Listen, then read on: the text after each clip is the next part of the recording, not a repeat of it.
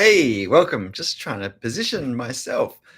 Um, just wondering what's not quite lining up here. This isn't normally a problem. Um, I know the problem. That's better. Sorry about that. My screen wasn't aligned properly. Welcome. Welcome to another live session.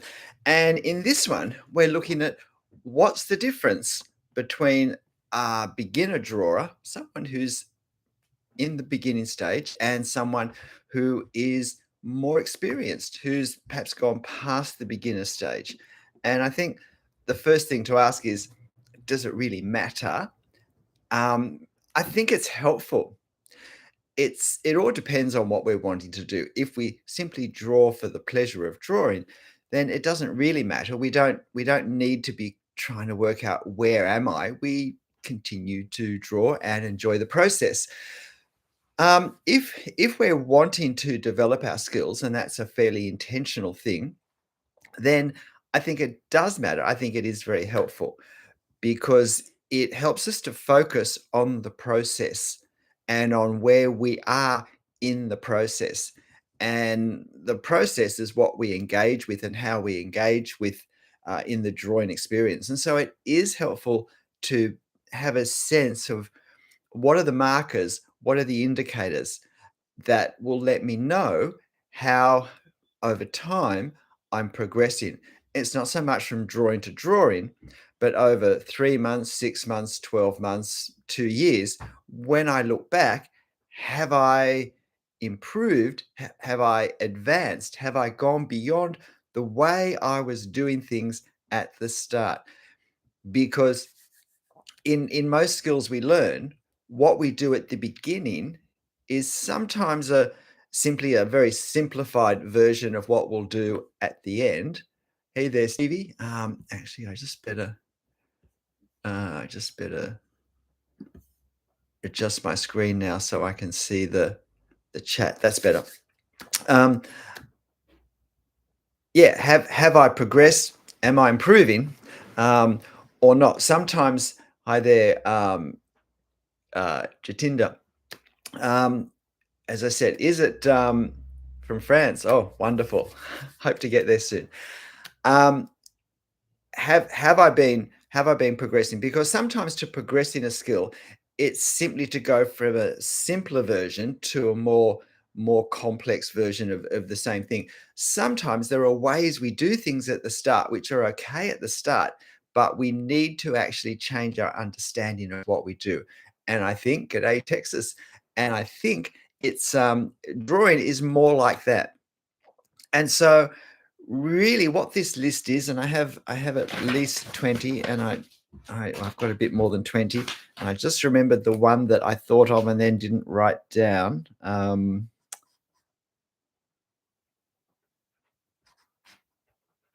I'm just writing it down because it's not going to be an obvious first one. So look, let me start because I think it is helpful. And also, um, I think if we realize we've been stuck in the beginner stage, then we realize that things are going to have to change. When we do a course, when we have a teacher, then we're paying the teacher to kind of keep pushing us on and to keep giving us things that will develop the skills we're wanting to develop to get to to get to a more advanced level. That's why we're paying them. If we're navigating our drawing journey ourselves, as probably most people watching this video are, then it's a bit trickier because we don't have someone to say, okay, this has served you okay up till now, but you actually need to push, not just doing this harder or at a higher level. You need to start to transform the way you're thinking and the sorts of output that you're aiming for. And um, so it can be helpful to have a sense of what are the indicators of perhaps an overly simplistic way of drawing and an approach to drawing, both in our thinking and in what we put on the paper, that now has the ability to develop and change fundamentally the same, but to grow in sophistication and to increase our drawing capability. So these are in no particular order. These are just in the order that I thought of them as I wrote them down. Feedback from pro artists be valuable. Absolutely. But we can't all get feedback. We don't all have access to pro artists, or we can't afford how much they might charge. If they're a friend, it's great. It's always good to have a skillful friend in anything. But if we're paying people for their time, then that may not be a possibility for us. So I hope that these kind of 20 plus points will be a checklist in a way, and that by thinking, well, am I doing this or am I doing that? You can get a sense where in that particular thing, are you still drawing more more with a beginner mentality and practice, or are you starting to move on to the way of thinking that people who are more experienced will often start to think? Now, obviously, everything depends on how you want your drawings to look, on what you're aiming for. So some of these things may be more relevant to you than others, but I think overall, these are, well, look, the truth is these come from my experience. These come from the way when I sit back and look at my early drawings and think of how I drew, when I was young, the way I was thinking, what I was trying to do, compared to my most recent ways of understanding what I do and how I do it. Because I am fairly confident that I have moved past beginner stage and improved in my drawing. So just to have a quick look at these. I have a nice cross-hatching style. Thank you. Look, cross-hatching is one of the things that has become, I think, where I have moved from the beginner stage to the advanced, to a more advanced level, um, and have not made that change too long ago, maybe in the last year. So one of my points is, I may as well start with this one. It wasn't the first one on my list, but it was with cross hatching. At beginner stage, we feel that cross hatching is a way of putting darkness on our paper for shadows, and that probably comes from the fact that when we've watched YouTube videos, maybe even in books, and it's cross hatching for beginners. So it is, in fairness, a simplified presentation of cross hatching. And we need to realize when we watch anything for beginners, if it really deserves that title, then it should be something that is baseline in terms of what it's showing. And obviously we can use cross hatching for shadows. The problem is, as beginners, we often think, oh, this is how we do shadows, because there is, and that's simply well, that is true, but there's, well, I have a recent video, 10 different ways I personally use cross hatching. So 10 opportunities that cross hatching presents to me as the artist when I draw, to create certain effects in my finished drawing. And shade and shadow is one of them, but it's only one of them. That's great, Dior. It's only one of them. And so how do we think about cross-hatching? Do we still see it primarily as a way of doing shade or shadow? I have a video on the difference between the two if you're interested in those. Hello, London, from Rational Toilets. I'll leave. Zip. Um, well, you've zipped it out of my mind, what I was going to say. Yeah.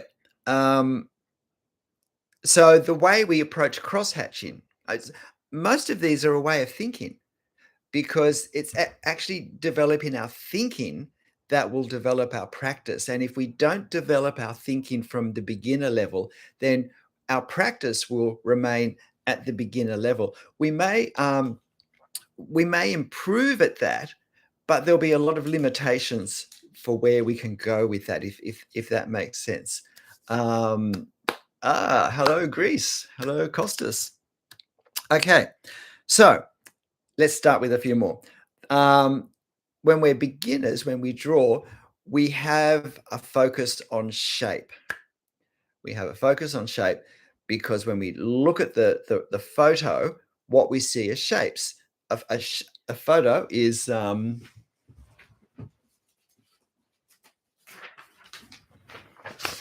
a photo is a two-dimensional sheet of paper, and so the whole image is two dimensions. It's flat, and it's a series of shapes. And when we draw, we try and copy the shapes, and we yeah, and so that's our thinking. What is the shape? Now, let me say that's I think an important part of our observation when we draw at any level is firstly to see the shapes. But I think as we become more experienced, before we put the pen on the paper, we've seen the shape, we've used the shape to get a sense of what we're trying to draw. But after that, before we put the pen on the paper, we're now visualizing the form.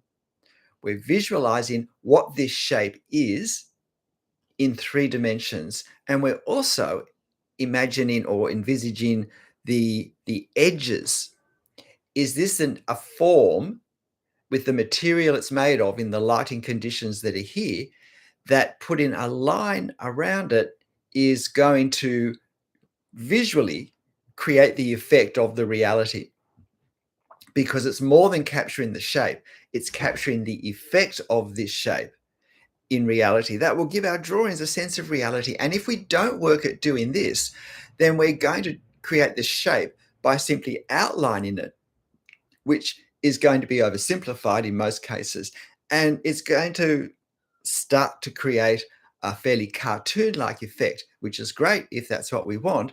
But if we're trying to capture a stronger sense of realism, that's not so helpful. So, and that this is another point, that when we start to draw at the beginner stage, there is a focus on outlining subjects, outlining objects, outlining parts of objects, rather than, as I said before, seeing the three dimensions, seeing the form, and looking beyond an outline, a silhouette, and working out how can I put the ink on the paper to start to create the real life feel. And so here's another point. When we are beginning, where usually our focus is on lines and on outlines, and we tend to make them all the same. Whereas when we become more advanced in our thinking, and I think a little more experienced in our drawing, and therefore a little more relaxed, we start to realize that whether we put pressure or don't put pressure, and or hold the pen at different angles, we work out all these ways we can create lines that have a different look, either with the one pen or with the one pen and also using other pens as well. Maybe, like a 0.5 versus a 0.3 versus a 0.1 in the one drawing. So we're creating far more visual variety in what we see. And of course, in life, we have immense variety in the visual impression of everything around us. Some things are sharper, clearer, for all sorts of reasons, often the lighting or closeness and or the angle we view from and so forth. So we start to develop ways as we become more experienced of drawing lines that do more than just outline the shape. We start to do lines that are varied. We start to do lines that capture the three dimensions, and we start to do more than lines, because the next point I want to make is that beginners tend to think that when we draw by putting lines on the paper. That's certainly how I thought for a while. And then at some point, I remembered something I'd heard back when I was probably in school that I thought at the time was a bit pretentious. And that was that we don't draw with lines, we draw with marks. And as I said, when I first heard that, 120 years ago, yeah, my reaction was, "Oh, that's what a lot of useless, stupid nitpicking. It's all the same thing. It's all on the paper." But I came to realize as I began to draw more intensely and more regularly that, in fact, when I was thinking lines, I tended to draw lines. When I was thinking marks, I began to put a far greater range of ink marks on the paper. Now, lines are obviously marks, so there's nothing wrong with lines, and lines are often, and depends a little on what we draw, but often and visually the major impact of what we see. But even in support roles to those lines or with other subjects, such as a dense bush scene, um, lines, or at least long lines, just don't serve the purpose of creating what we want to create. And so we need to develop other marks. We need to develop um, a range of marks that we can put on the paper in different combinations. And so we can put dots, we can put dashes, we can do hatching in different patterns, we can do lines that are rigid and straight, and other lines that are soft and irregular. And we can combine them in certain way. And the gaps we leave between our marks are just as important as the marks themselves. So all of this more sophisticated understanding of the drawing process, the way we think about what we're doing, then leads to a wider range of techniques that we now have at our disposal. Um, and another thing that characterizes the drawings of beginners is a heavy silhouette outline. So I've talked about outlines, but when we're outlining the actual outline of the object, beginners will often start by doing a heavy outline line, regardless of whether it's the top of the tree, the roof of a building, the hair on a head, depending what the subject is. And this is almost never helpful if we're aiming for realism. And the problem also is that silhouette lines are particularly important, because when we look at an object, our brain is always, with all the things that it sees, it's always trying to take a shortcut and to make it easier. And so it's trying to find key things that will tell it quickly what it's looking at.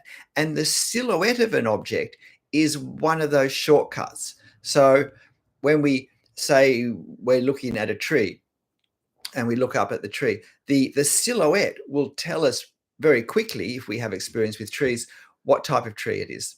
And it may well tell us how far away we are from it, and other things that may be necessary for survival at that point. And so the brain's grabbing at those things quickly.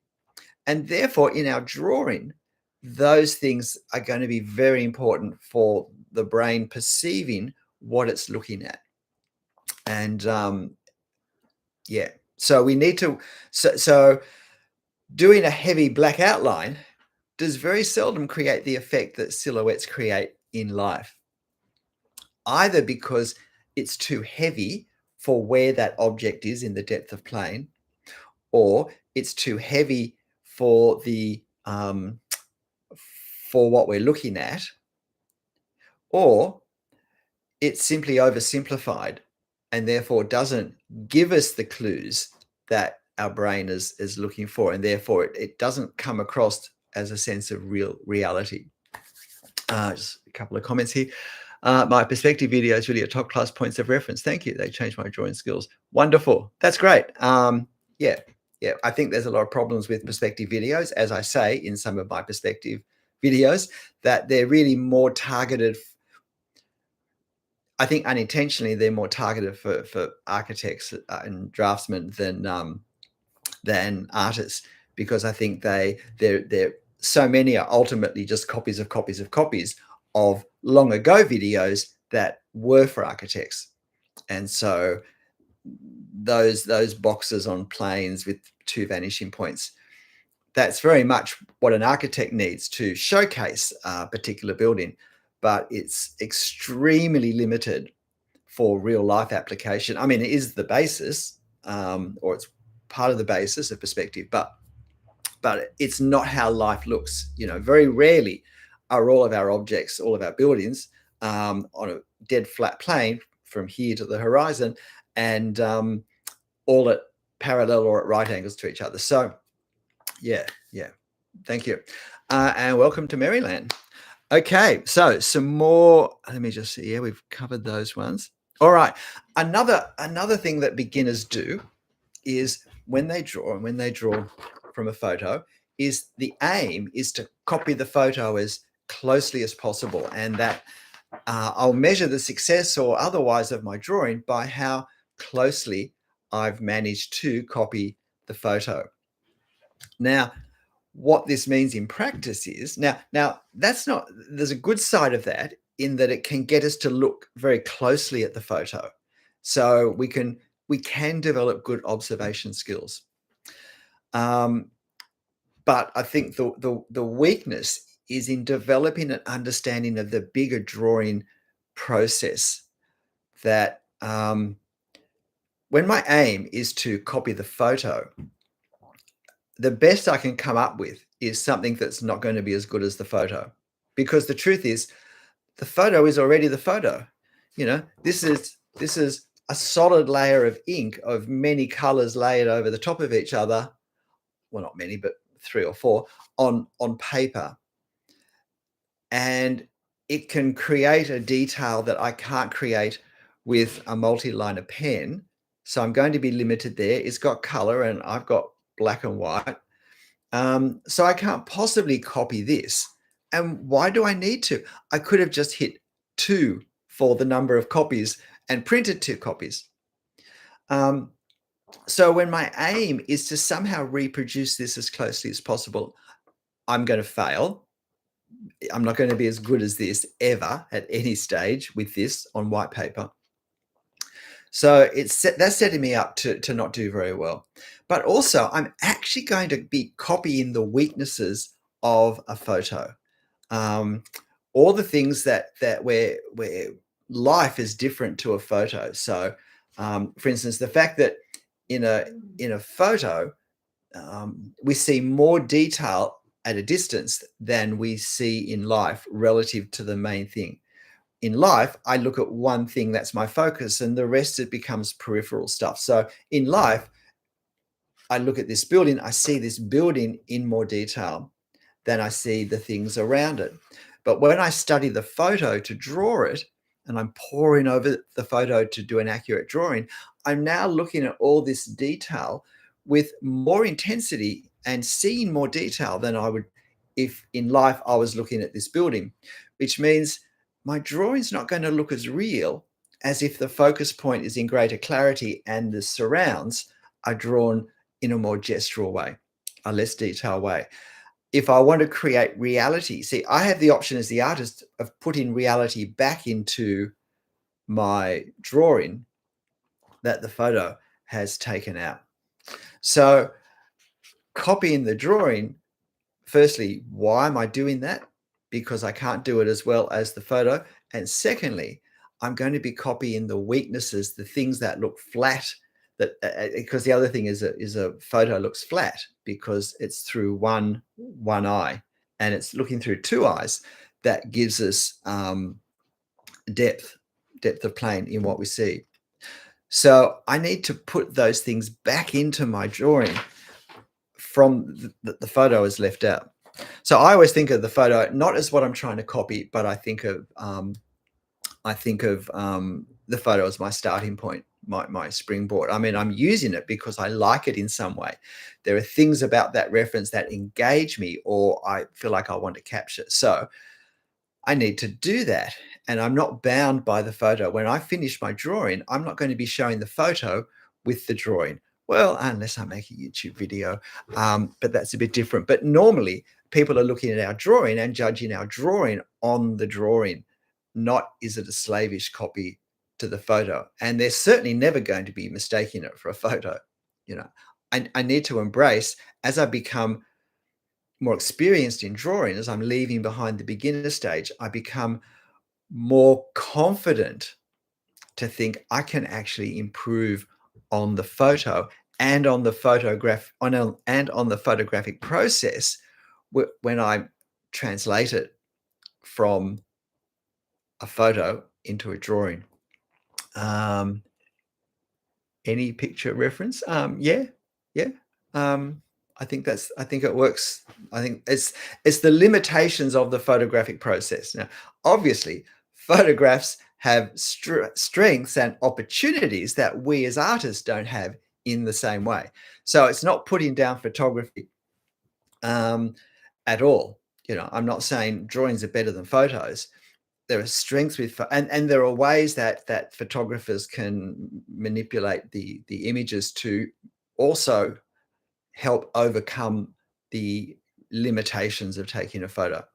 So, but as an artist who's transferring a photograph into ink marks on the paper, there are lots of ways I can't transfer that. But why would I? Because I have the opportunity to improve on that. I can make adjustments to the values to make more drama. I can change the edges to really bring out the materials and so forth. So yeah. One of the things I have trouble with when drawing from references is figuring out the level of detail to attempt while also having it be feasible with my skill level. Yeah. One of my points is kind of on that. Let me just see. Yes, I've got one of my points. Beginners tend, when it comes to detail, tend to either draw too much detail because we're slavishly following our drawing, our photo, or too little. And both of them are problems. And I think I'd add to that we're trying to draw it in too literal a way. Now, one of the challenges for an artist is that a camera will, in most cases, capture way more detail than we can draw. So you take a photo of a tree, and depending on the tree, type of tree, and how far we are, but very often we can see, if we look real hard, we can see every leaf. Now, that's a problem because, especially if we think of drawing as drawing shapes, because how do I draw all those shapes? So that becomes a problem. So I can start to draw too many leaves, and now I'm creating an effect on my paper that doesn't look real. The irony is that when we try and draw all the detail that we see in life, and that unhelpfully the photo is captured for us, ironically, it can make a drawing look less real. So that's one of the problems with detail that beginners tend to do. The other is then lurch the other way and just leave everything out, leave all the difficult things out. And now it's not looking real, but for a different reason. So yeah, Volkian, yeah, and Broken Wing, Gilles. Who else tried to draw individual leaves when they first started? Yeah, yeah.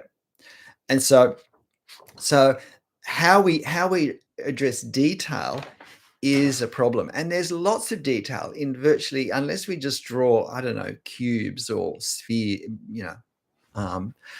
blocks, children's drawing blocks. Unless we just draw those, there's a lot of detail in life, and it's why when people do portraits, hair is such a problem, because there's such a massive detail that we can see, and we also don't just see it, but we know it's there, and that adds to the burden of trying to draw it. And that's why with trees, we see the leaves and we know they're there. We've climbed trees, we've raked up leaves, and knowing what's there increases the burden, the sense of, oh, I have to somehow be able to do it.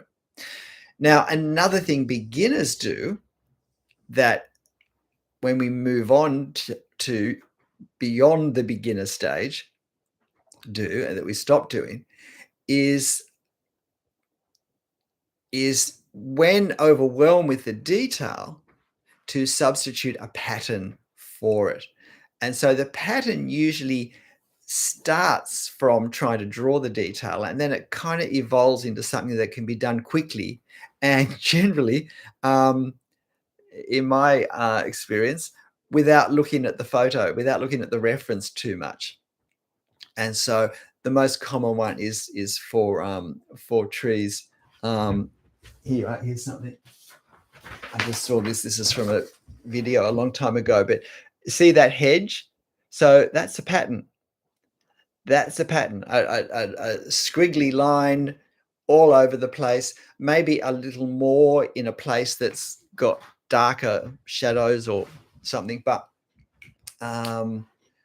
Yes, drawing it grass is another thing. Whereas instead of trying to draw all the leaves, what we're trying to do, what I'm trying to do is find a drawing that shows on his one. Again, this is actually quite. This drawing is quite old. This is several years old, so I think this is in my mind now is a little bit heavy-handed. But you can see here how. Firstly, you can see how I haven't drawn the silhouette edge as a line. I've used marks, which far more effectively create a sense of three dimensions because I'm not looking at a cutout shape. I'm seeing the cutout shape on the photo, but I'm imagining this tree in life and realizing, well, this part of the tree is actually much closer to me than this part.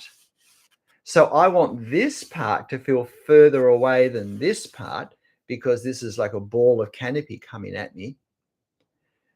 And this edge, this silhouette that I see is um, made of a massive tiny detail that I can't possibly draw, that I have to infer, or to use the language I usually use, I have to create the effect of. And that's the difference, I think, in the thinking between a pattern and I think what a more experienced person drawing does, which is to try and create the visual effect. And if you've watched my videos, you probably know that I my understanding of drawing fundamentally is that it's a translation from one language to another.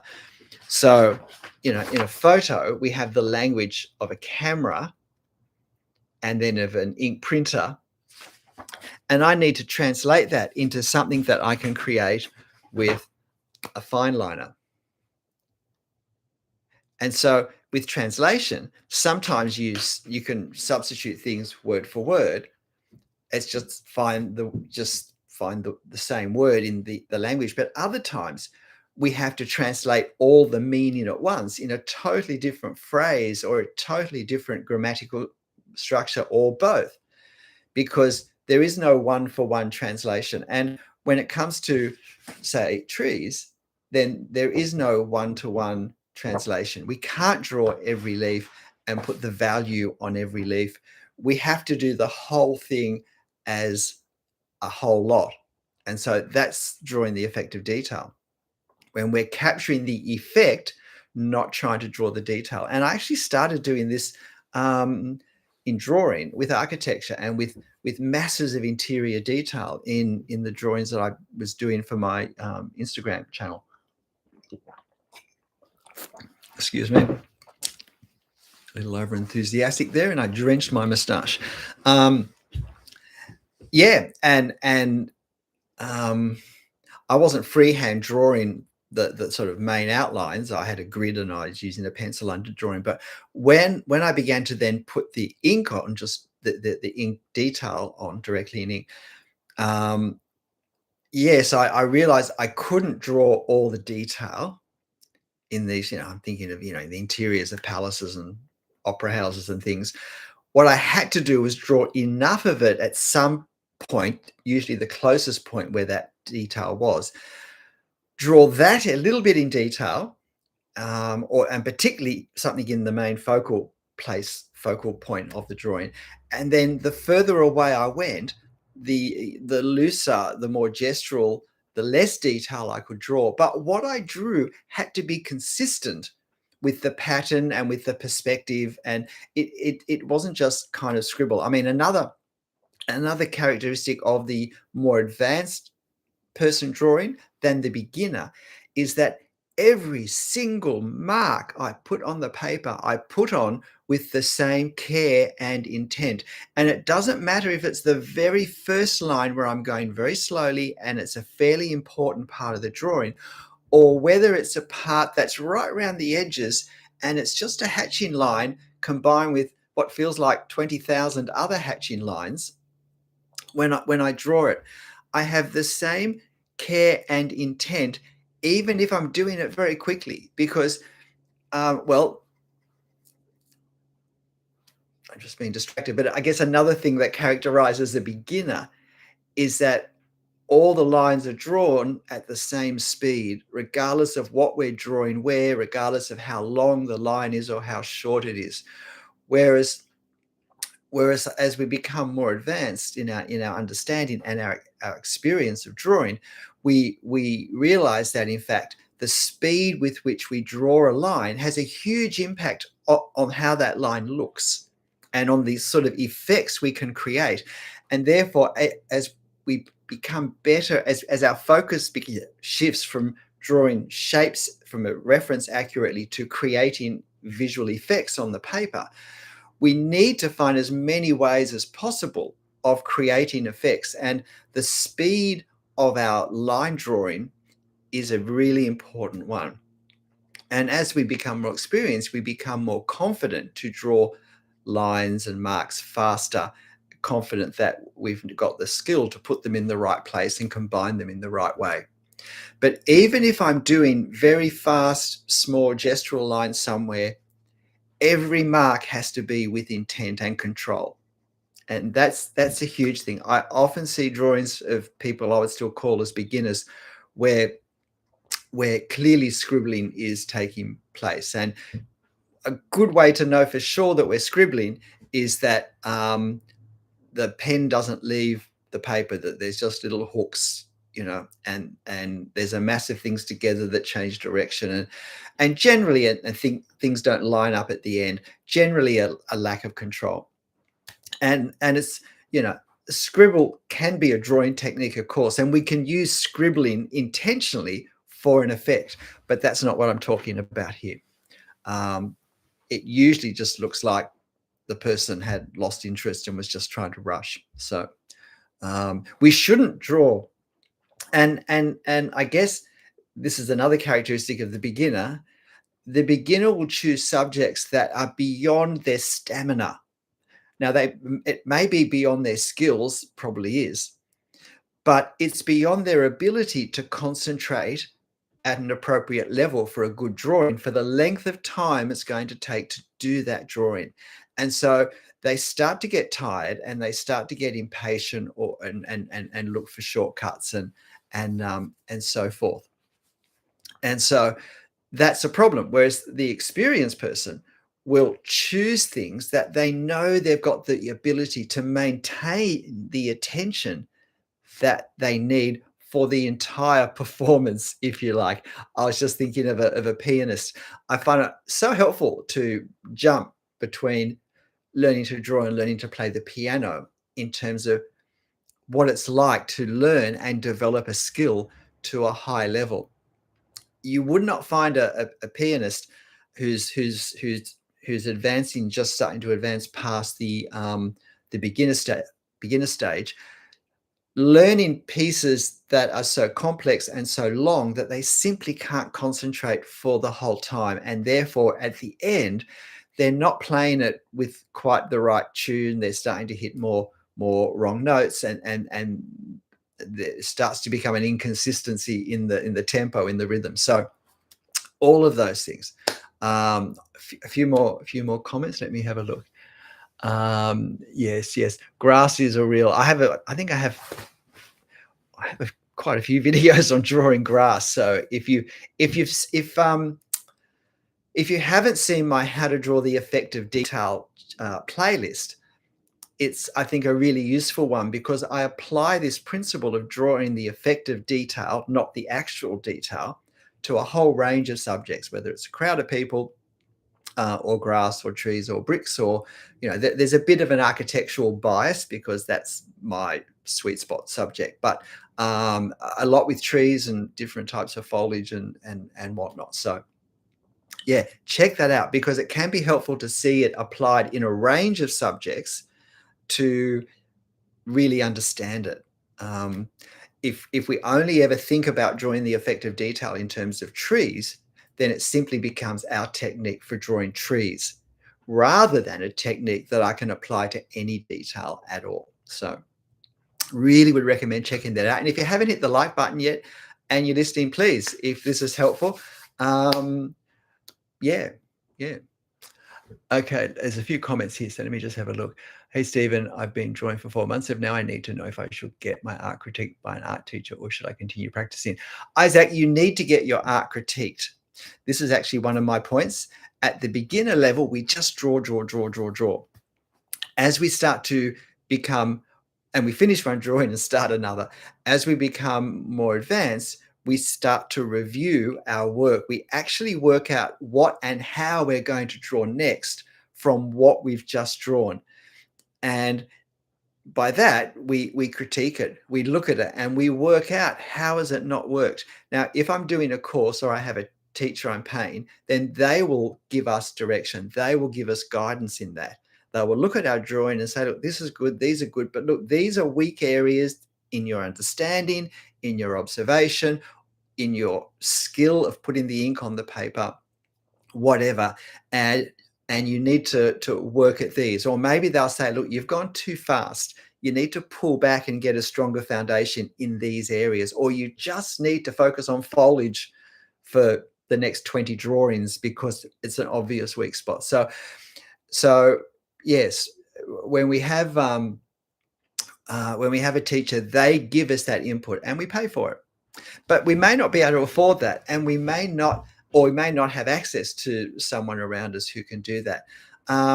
Don't underestimate the advantage of showing our drawings to a good friend and say, tell me what doesn't look right. Tell me anything that looks either like inaccurate or awkward. And you don't have to know why. Just tell me if it doesn't look right. That's really important because that gives me another set of eyes of someone who wasn't looking at my photo, who looks at my drawing simply on the basis of it being a drawing and can at least point out weak spots, even if they can't tell me how to overcome them, because that now gives me a focus as a self-taught artist, gives me a focus of things to concentrate on and to perhaps do a little bit of research on. Or even if it's just looking at drawings of other artists who draw similar subjects and seeing how they've approached that thing, like drawings that look good, that look right, that seem real. How have they done the thing that for me is still a weak area? So a good friend who won't mind hurting your feelings or risking hurting your feelings, will call it as it is, really, really invaluable when we're a beginner. Good morning, Kadiri. I should have washed my glasses before I started this. Hope that's helpful, Isaac. And I do have, Isaac, I have a number of maybe 3 or 4 videos on how to critique our drawings. So if that's of interest, if you like search critique, that probably will come up with at least one of them. I'm sure critique is in the title of one of them. For some odd reason, it keeps changing from a tree to a hole with mountains around it. Yeah. Okay, here's another thing that beginners do that this isn't one of my, this is going to be 50 points by the end of this, because comments keep giving me new ideas. But one of the things beginners do is they tend to do, when they look at a scene, this scene is actually mostly just the house, but when they look at a scene that has a lot of areas in it, a lot of subject in it, they tend to see each one as a separate thing and draw each one as a separate thing. So I'll draw the house, and now I'm going to draw the other little house off to the side, and there's a tree here. I'll draw that. There's a tree over here. I'll draw that. There's a tree down here, a tree, and so there's a fence here. There's this over there. There's a cow here. So draw each thing as if it was a separate drawing on a separate sheet of paper. It's just that we're grouping them together.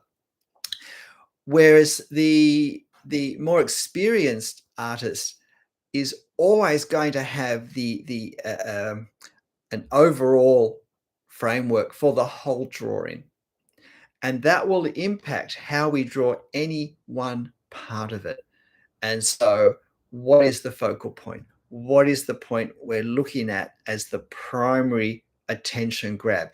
It's usually approximately in the center, but it doesn't have to be. We can get some quite dramatic effects by shifting it to a less expected part, throw the viewer off balance as they start to look at our drawing. But the way we do that, the way we create a focal point, is by changing the way we draw in different parts of our scene. And it's not necessarily the center and around the outsides. It may be the focal points down in the lower left. So it's the things around that. And perhaps 3/4 of the other 3 corners and 3/4 of the drawing paper is actually periphery. And so how I draw periphery is usually lighter and looser, creating a sense often of distance. Often the periphery is moving further back, but not always. But it's controlling our marks for the purpose of the overall drawing, not copying little parts, little subjects from one part of our reference and popping them onto the paper. I mean, one way beginners often draw, and this is a point I had, is almost like it's a grid system. Now, I did used to use a grid system when I drew my big can I find one here? No, I've pulled up a thing that has nothing in it. Would you believe? Oh, here we go. These. I don't know whether you've seen these drawings of mine that are on my Instagram channel. So if you're Instagram account, so if you're interested in looking at these, this is the interior staircase of Palais Garnier in Paris. Now, I didn't draw those freehand. I drew those by printing off a photo and doing a 4x4 grid on the photo, doing a 4x4 grid on my paper, pencil underdrawing, and then inking over the top. So that's really how I started drawing. It's only, maybe it was 3 years ago now that I started drawing freehand in ink, because I wanted to learn how to draw freehand in ink. So when I would kind of do the pencil for those, I tended to go box by box, sometimes with like big perspective lines that cut through the whole drawing. I'd put those in, but I would sort of go box by box with the pencil. But even then, when I put the ink on, I would always put and this is a great tip. If you do a pencil underdrawing, this is so important for you. When you do the ink over the top, do not trace over the pencil, because what's happening is we're now doing I think of as a derivative line, a line that's simply placed over the top of another line. And so it has no life. It's just being kind of draped over something else. When we draw over the top of a pencil outline with pen, I think what we want to do is we want to really draw it as if we're drawing freehand and the pencil's not there. That's what I'm trying to say. Draw it as if the pencil's not there. And so it is a guide, and we do use it, although I often find I end up correcting things that aren't quite right with the pencil anyway. But yeah, draw as if we're drawing freehand and we're not actually tracing over the top. And then we inject life into our ink lines, because they're the ones that people are going to see. The ink marks are what's going to be seen, not the pencil. So I improve on the pencil as I go over it in the ink. Not as I go, because I don't go over it. I draw the drawing again using the pencil as a guide. That's the mindset that I have. Just have a look at a few of these. I think it's pretty easy to figure out if I'm a drawing beginner, obviously. Well, I mean, if you know you've been drawing for 3 months and you've only done 20 drawings, yes, But what's helpful is to understand perhaps the ways beginners think, because that's a natural starting point. These things were all my natural starting point. And as far as I can see, they're the natural starting point of people when they learn to draw when they're kids. I mean, this is why these ways of thinking and drawing are natural starting points when we draw as adults, because we're, in a sense, picking up where we left off. And as kids, we haven't developed anything more sophisticated, a more sophisticated way of thinking. And so, in a sense, when we start to learn to draw, we're already drawing with unhelpful habits if we want our drawings not to look childlike or not to have childlike issues with them. And you'll find that the kids who end up being like drawing past their peers are ones that start to cotton on to the sorts of things I'm talking about, whether intuitively or whether because someone gives us some direction earlier. I feel like a lot of it is the texture that creates the detail. Yes, because yes, yeah, I'm not actually sure, Steve, what exactly what you mean by that.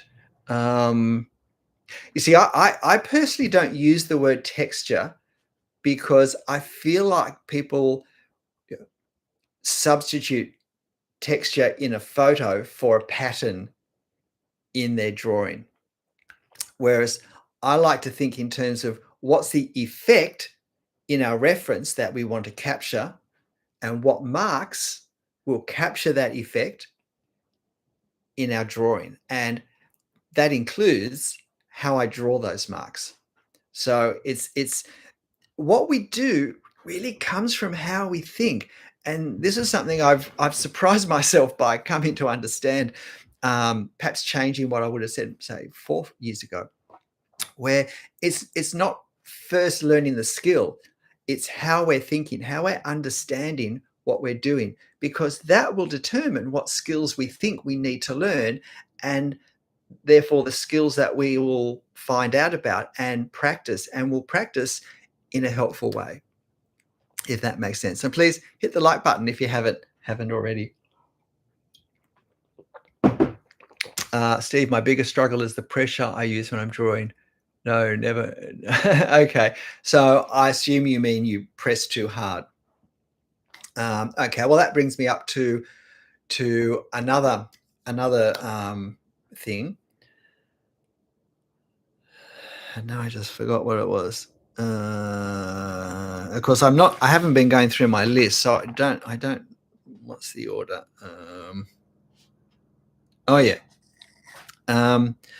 Well, I have firstly talked about varied pressure as one of the things that more advanced artists do, because it allows us to create a wider range of effects, and it's all about capturing the visual effect of what we see. So the more tricks up our sleeve we have for creating effects by the ink we put on the paper, the more options we have, and therefore the more subtlety, the wider range of variation of effect we can introduce into our drawing. So that's important.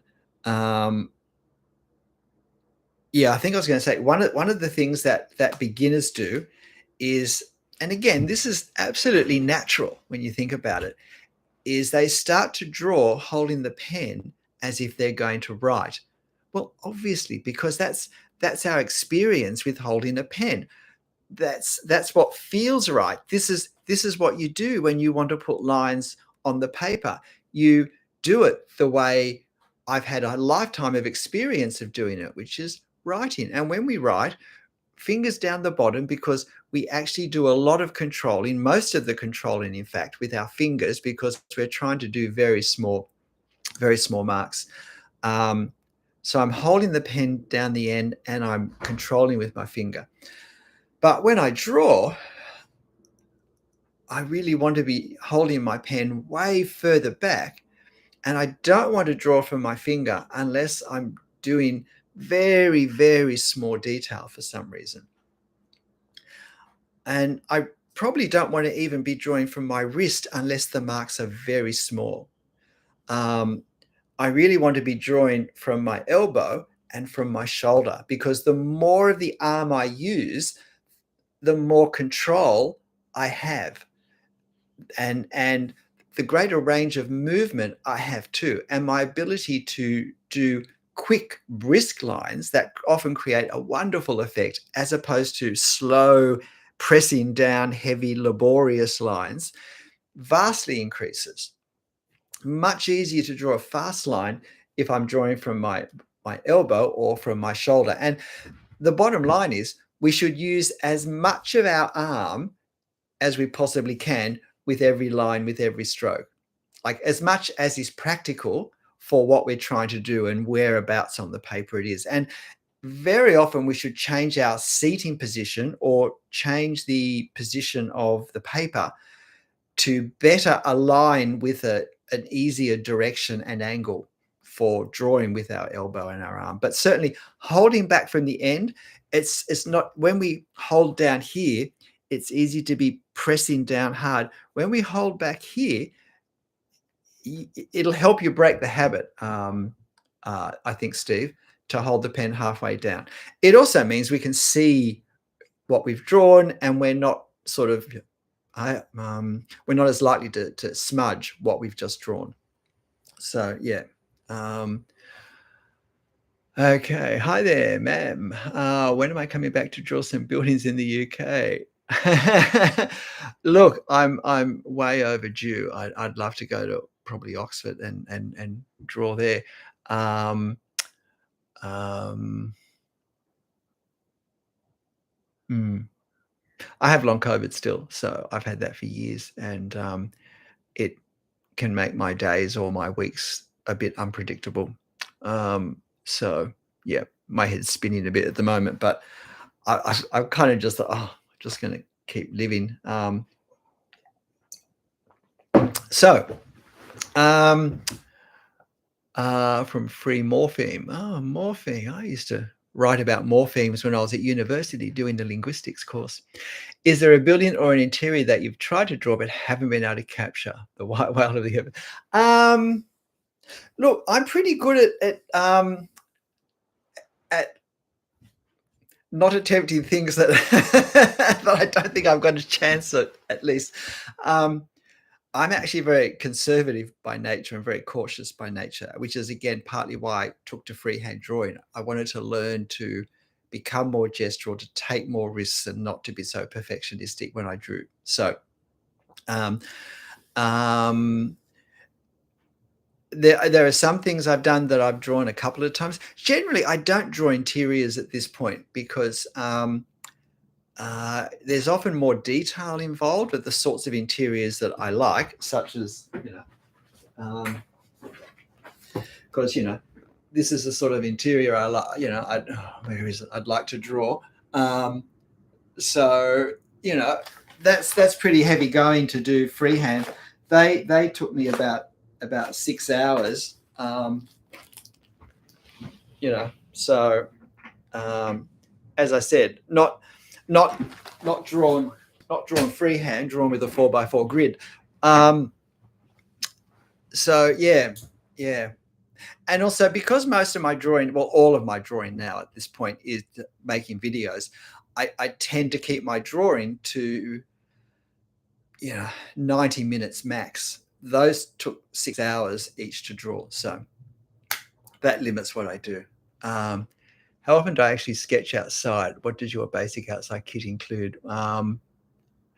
Major upgrade. I'm wanting to learn watercolor. I've got lots of water. I bought a whole stack of really top quality watercolor stuff, almost for nothing, from a garage, from a shop that had closed down, and the owner was moving interstate and just wanted to get the stuff out of their garage. So I've got it. Every year I start by saying I'm going to learn watercolor this year.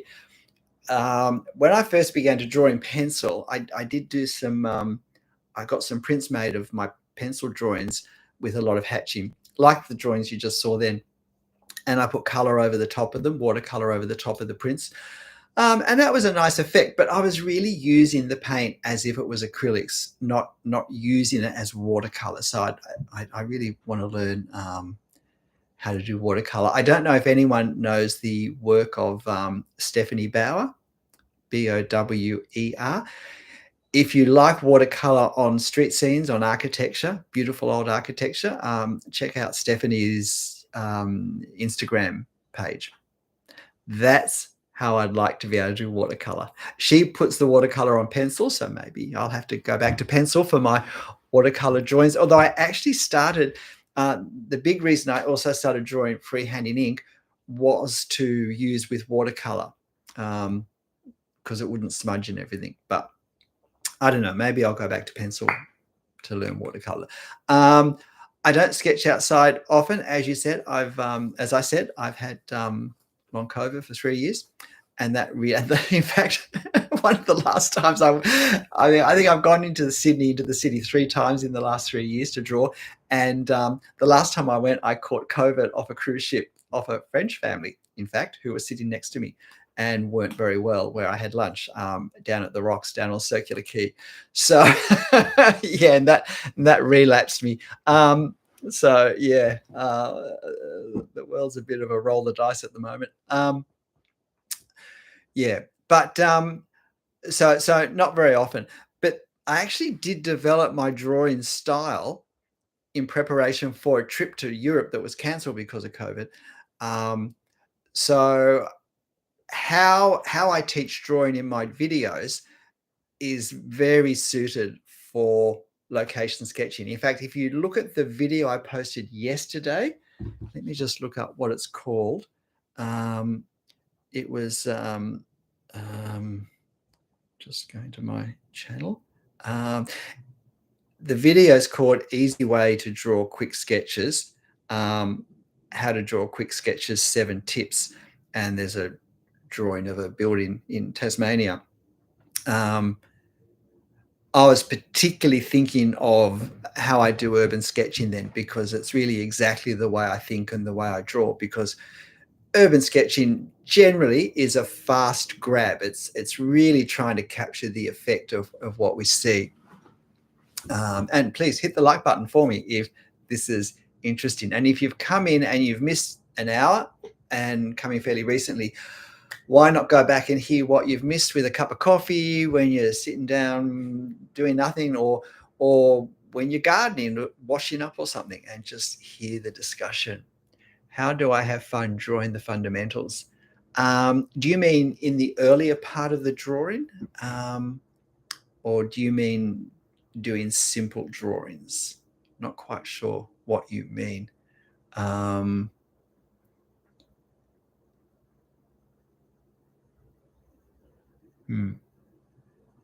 love line and wash drawings. Excellent. Yeah, look, I do hope to explore that. Let me grab a few more points. Beginners are often heavily dependent on an eraser.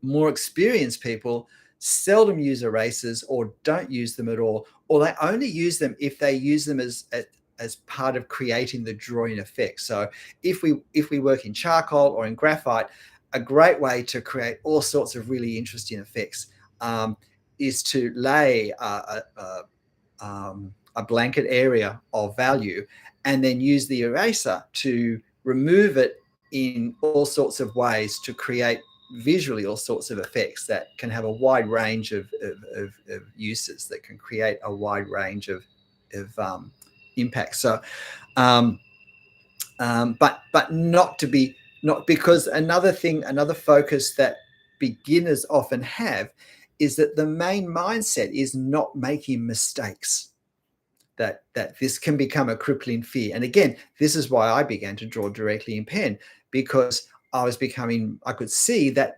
ironically, the better I became at drawing, the more perfectionistic I became. The more it had to be right, the more I was erasing. I felt like my drawing spent more time in reverse than in a forward gear. So yeah, when we're beginning, often it's the fear of making mistakes, which is our focus, which is, well, it's very unhelpful. It's a negative when we want a positive, and it sets us up to be timid and not to develop nice, loose ways of doing things. And it makes us very focused on everything line by line, instead of, when we're more experienced, we actually have an aim for our drawing. Before we start, we visualize the finished drawing. And then with that visualization, that now guides us and directs us when we start to put the marks on the paper. Um, because I'm working towards a finished thing that gives me direction. I'm not just line by line, tentatively, slowly, fearfully growing, getting panicky if it doesn't look wonderful at every stage of the process. Because as I become more experienced, I realize that doing a drawing is a whole process. It's not how it looks when the first 10 lines are on the paper. It's not how it looks when the first 5 minutes is up. There'll be times in my drawing when parts of it look messy or just like they're not working. But because I understand the process and I can visualize how it's going to be at the end, I know that it's going to look messy on the way. I think this is where painting has perhaps been an advantage for me, because when we paint, there's all the underpainting before we even start on the final sort of on the paint you see. There's a lot of underpainting to do, and so that can look terrible. Um, because I'm not doing my finished painting. I'm setting my finished, I'm setting my final paint brush strokes up to look amazing, I hope, by positioning values and whatnot and working things out, whatever. And so I'm used to the fact that for much of the process of my painting, it's going to look terrible.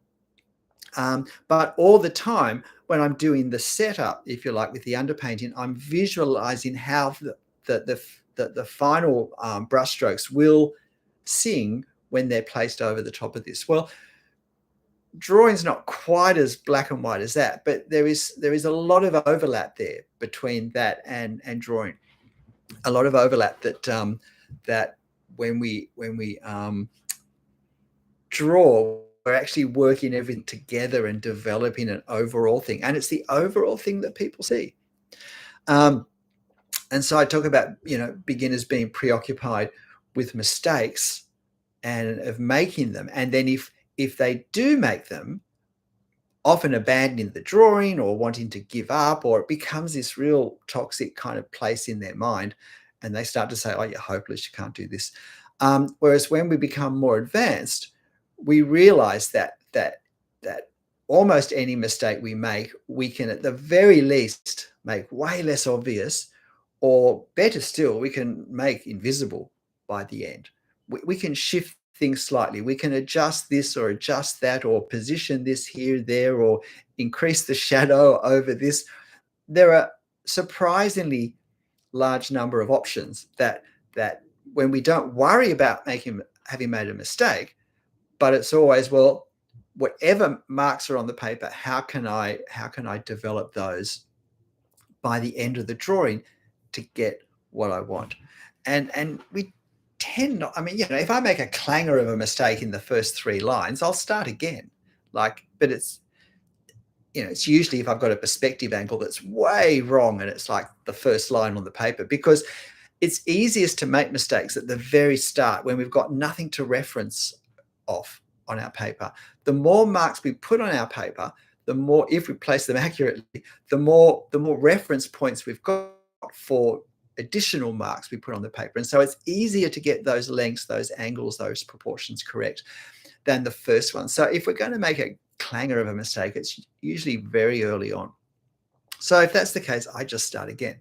But that very rarely happens. And that doesn't mean every line's perfect, but it's within the range of, I can deal with that later, even though I can't erase it. So see, it's a shift of thinking that happens. And in some ways, as we move from beginner to more advanced in our drawing ability, we leave behind the lifeboats. We shift from thinking of surviving to thinking of thriving. We shift from preoccupied with negatives to starting to embrace the positives. We shift from being literal in trying to copy the drawing exactly to being creative and using that reference as our sort of starting point. Watching from Washington. Ah, I have a member of the family in Washington at the moment, having a great time, but cold. Leaving an Australian summer for a Washington winter. Hmm. Um, I mean, how do you have fun studying the fundamentals? Um, Look, I haven't actually studied them. Um, Everything I'm saying is just my experience of navigating through trying to put marks on the paper that get to the drawing I visualize in my mind before I start. So, I mean, I may not be saying things the way perhaps more traditional courses would say them. I may not use the same language or even have the same emphasis, but this is how I've muddled through. And if I look at my drawings from 3.5 years ago, they're quite different in my mind. They're accurate, but they don't have the same life because I was basically drawing as a beginner. I think as a very good beginner, because I was getting my architecture accurate, but it was a heavy emphasis on line, on outline, and I wasn't thinking creating effects. I wasn't, and whereas now and when I did start to think of creating effects, I just thought of it as for things of overwhelming detail, such as leaves or grass. Well, now I've come to realize that everything is a visual effect. When I look at anything in it, when I look at this corner of the house and this corner of the house, um, they're both visual effects. And in fact, visually, they look different. This one looks sharper because it's a silhouette. This one is a slightly rounded corner because the bricks are rounded slightly. And that visually creates a softer feel to where we have the sky behind. And so when I draw, do I capture this differently to this? What mark do I put here that's different to this mark? And these are all the ways we start to think when we're thinking of capturing effect rather than of outline.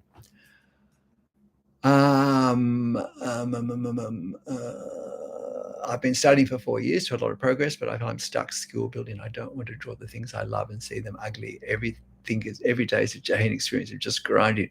Well, that's not very satisfying, Vitor, is it? Vitor. Um, Look, I always suggest, here's another thing beginners do, is they try to go too far too quickly. Usually because they don't know enough to appreciate the um, the skills needed to be developed and consolidated to draw some things. And when we draw, we usually have subjects that we like to draw, quite things that interest us. So for me, that was architecture, and also nature.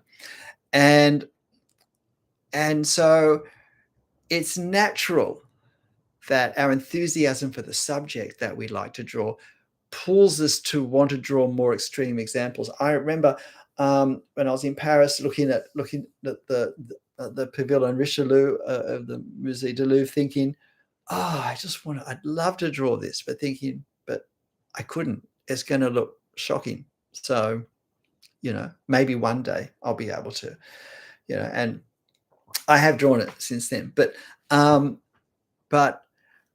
sometimes we need to pull back, and if I try and draw something I've got no chance of drawing, I'm only going to discourage myself, and that's not helpful. I mean, Vito, I don't know how quickly you've moved or what you're trying to do now versus what you were doing before. But again, if you think of learning the piano, it's very, very simple tunes that are played at the start, because we only learn skills if we only learn a skill if all the components of that we learn to do well at a basic level. So it's not that we draw differently in our first drawings, or we shouldn't be if we have a good teacher or a good way of understanding the process. We don't draw differently, but we do it at an extremely simple level. And then as we become better at doing it at that simple level, we shift what we're doing to harder examples, to harder ways of applying that particular skill.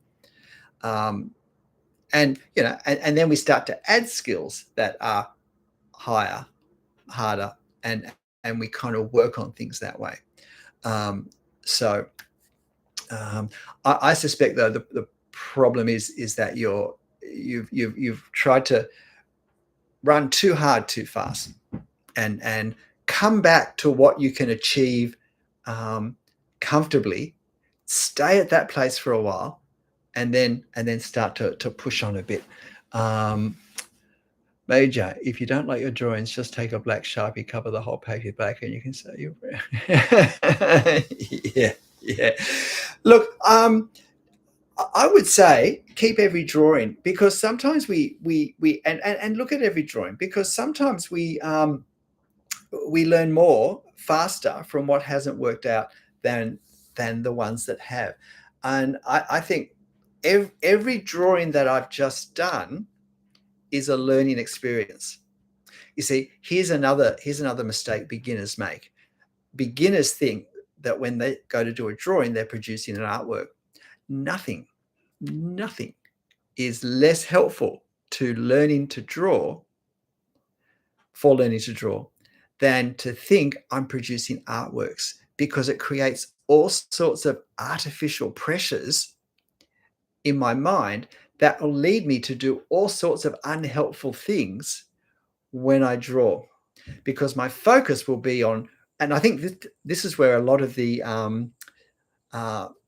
focused beginners have a fear of making mistakes comes from, because if I make a mistake, I mess up my artwork, and then it's not an artwork anymore. And I need to stop thinking that. If I was starting to learn the piano, I wouldn't be planning to be doing a concert performance at the end of my first 30-minute session of practice. Like, no, I'm learning to play the piano. I will hit wrong notes. I will make mistakes. I will have uneven tempo. I will make, that's why I'm learning.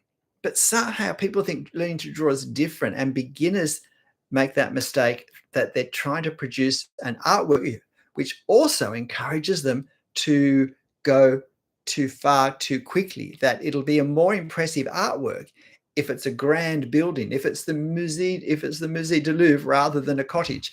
And yet, if I'm wanting to learn to draw, a cottage is a far better place to start. So I've got to disconnect my learning to draw from thoughts of producing artworks. The problem is I've already got my Etsy shop set up in my mind before I actually start to learn to draw. And now I'm just wanting to rush to get to the end so I can use my drawing as an artwork for some other purpose. That's not a way we learn. Has anyone fallen for that trick? Trap's better than trick. Hello, just a very beginner from Poland. I'd love to go and draw in Poland. I'd love to go to Krakow. That trip to Europe that was cancelled in 2020 because of COVID, Krakow was penciled in on that. Yeah, I would have loved to have sat there and drawn some of those town squares. I'm glad the channel's helpful. And please, if you've got friends drawing, please tell them of my channel. And if you'd like to help me, share my videos. Share the link with people you know who draw, of any video that you found very helpful, because that is looked on very favorably by the algorithm. How do I move from beginner to drawing buildings with more complexity?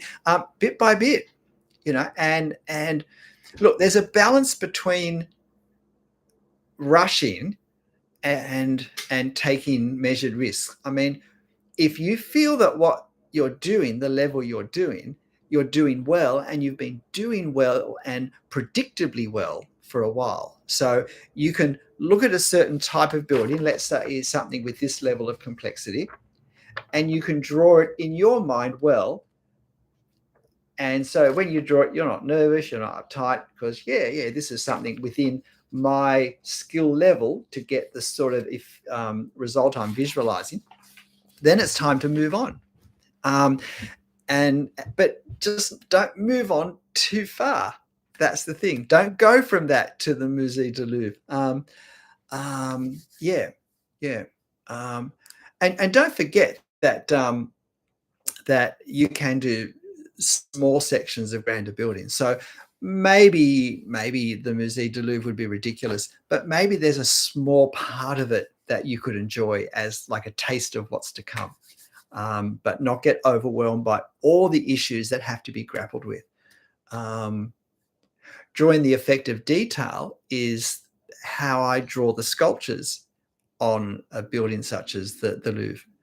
The ones in the pediments, the caryatids that support various architectural elements on the front. I don't try and draw figures because I can't draw figures. Well, I'm not experienced in drawing figures. I try and draw the effect of the architecture, because it's not those figures on the facade. They're not the main thing.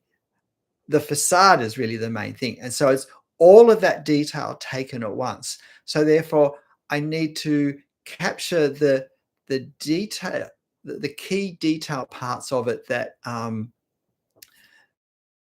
that define the in a broad sense, the visual forms of, I'm not trying to draw a lady with robes on. I'm seeing angles and line and position of elbows and knees under fabric and proportions. And I'm trying to capture those.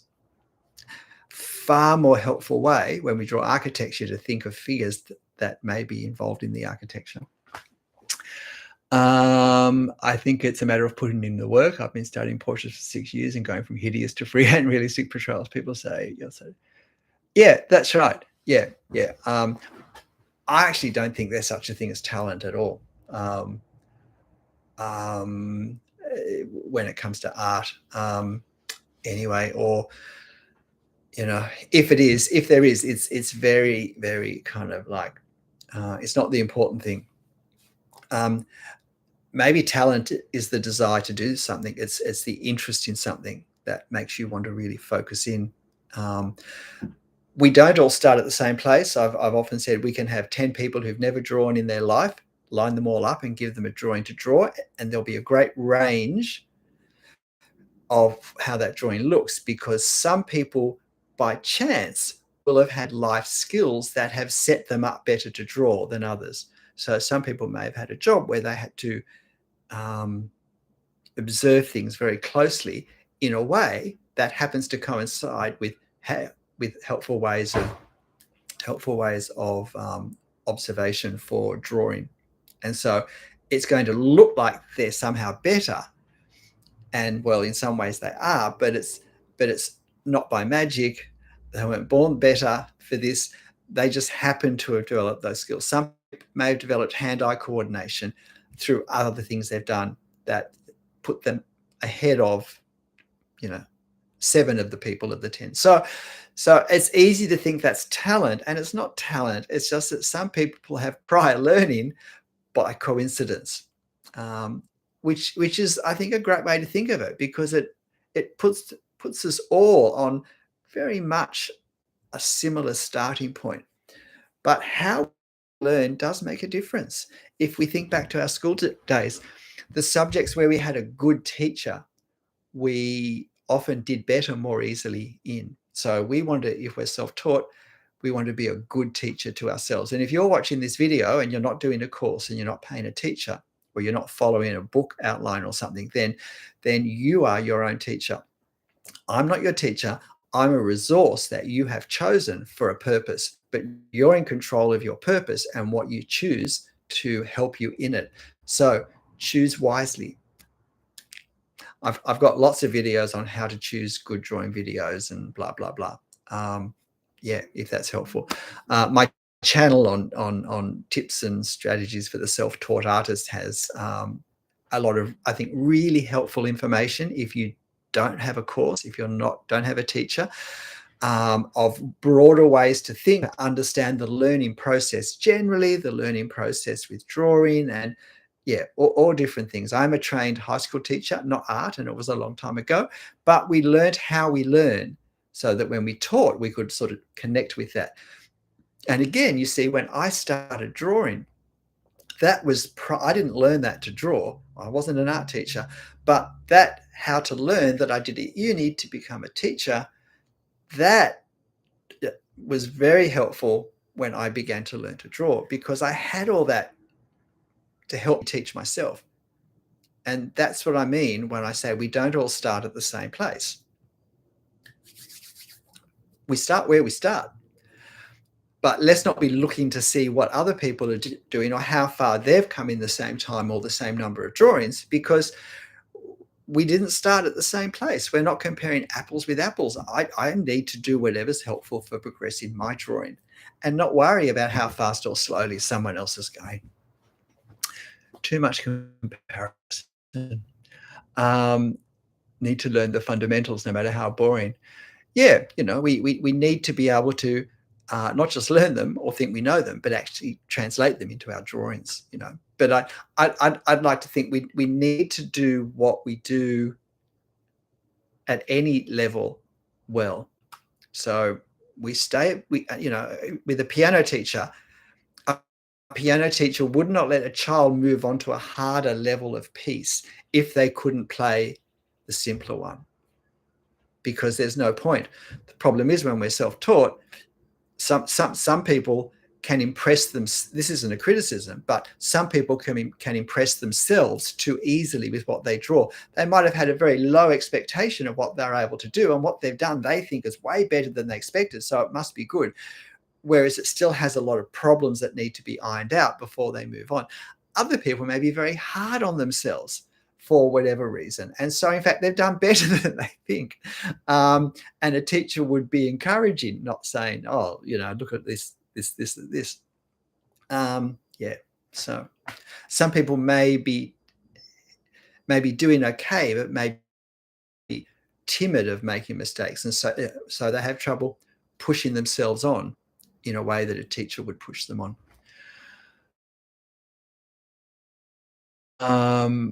So maybe just the single items like drawing a window from a building or a single tree.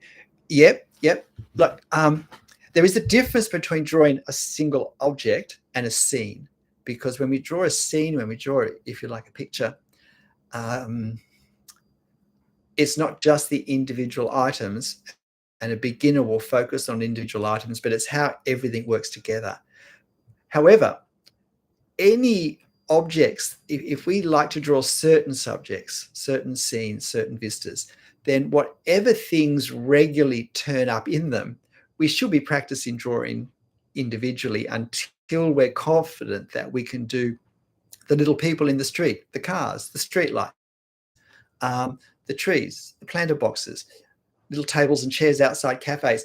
Whatever the recurring things are for the things that we like to draw, we should focus on those as exercises when we're learning, so that they don't become a weak spot in our drawing. Yeah, absolutely. But it's easy to do that if we concentrate on just, like, let's say, little people on the street. We haven't got to draw the street. We can just draw the little people, and work at getting the perspective right. Spend 20 minutes doing that 3 or 4 times, and that's probably all you'll need to do, as long as you mark your work, as long as you look at what you've done and critique it. Another thing beginners do is they tend to finish a drawing and go on to the next one, whereas more experienced people will always critique their drawing carefully. I was beginning to say before that a finished drawing is an incredibly helpful resource for improvement, because we can really take it apart. And again, if I'm not thinking of artworks, but I'm thinking of, I'm learning a skill, and then when we finish playing a musical piece, in a sense, I can't learn from it except in a general sense, unless it was recorded. But with a drawing, we have the drawing in front of us, and I can look at it and I can say, what's Why does it look the way it is looking? Why is it not as real looking as I would have liked it to look? What problems are there with it? We can do all that very easily, and we should. And I really would recommend, if there's a drawing that you're particularly unhappy with, get a red pen and really be a teacher with a red pen and really, you know, draw the corrections over it, work out what the perspective angles should have looked like and draw them over the top. Like really hammer into your thinking what's not right, so that I can overcome that in my next drawing. And please hit the like button.